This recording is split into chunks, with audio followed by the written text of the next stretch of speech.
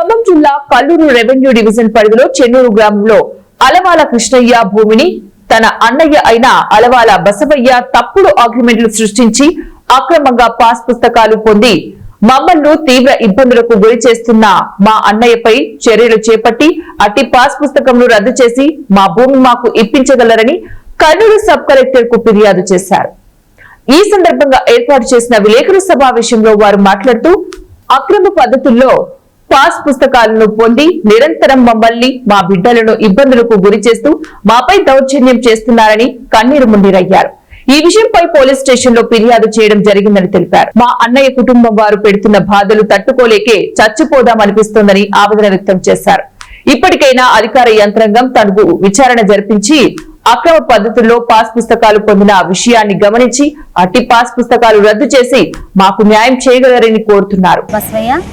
వాళ్ళ కొడుకులు ముగ్గురు అలవాల ప్రవీణ, అలవాల వేణుబాబు, అలవాల సుధాత, వీళ్ళు నలుగురు అక్రమంగా మా పొలాన్ని ఎక్కించుకొని మమ్మల్ని నానా విధాలుగా ఇబ్బంది పెట్టి, నేను వెళ్తే నన్ను కూడా దాడికి దిగి మమ్మల్ని కొట్టి అచ్చబూతులు తిట్టి మరణ ఆయుధాలతో తిరుక్కుంటా మమ్మల్ని ఇబ్బంది పెట్టి, నేను మన ఎస్ఐ గారికి కంప్లైంట్ ఇచ్చాను. ఇచ్చినప్పుడు నా ఫిర్యాదు చేశారు.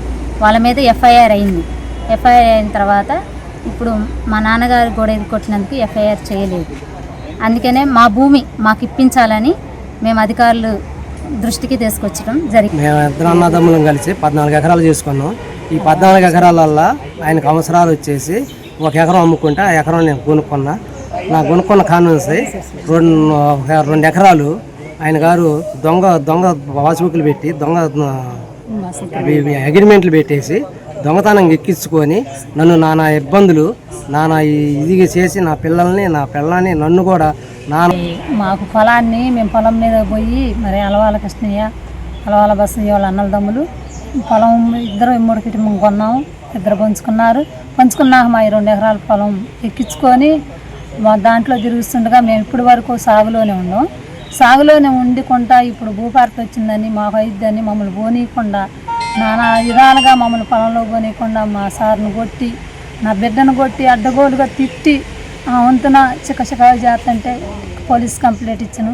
మరి మా ఆయన గారికి అయితే కంప్లైంట్ ఇచ్చినందుకు దాని సమాధానం ఏం చెప్పలేదు. కానీ మా అమ్మాయికి సమాధానం మరి ఇచ్చారు. వారు కేసు అయింది. వారు ఇలా చేయటం కాదు, కానీ మాకు కావాల్సింది ఏంటంటే మా భూమి మాకు ఇప్పించి మాకు